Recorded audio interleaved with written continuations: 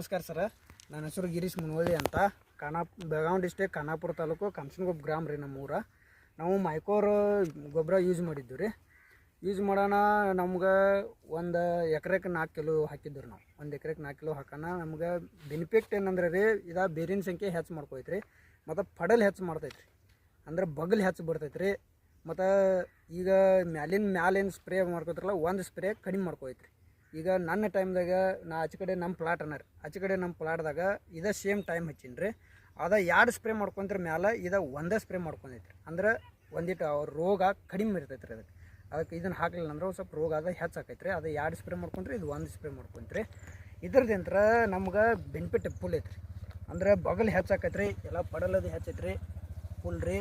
ಅಂದ್ರೆ ಹೆಚ್ಚಿಗೆ ಕಡಿಮೆ ಟೈಮ್ದಾಗ ಗಿಡ ಗ್ರೋತ್ ಮಾಡಿ ಕೊಡ್ತೈತೆ ರೀ. ನಮಸ್ಕಾರ ರೀ. ನನ್ನ ಮೊಬೈಲ್ ನಂಬರ್ ರೀ 6366805924.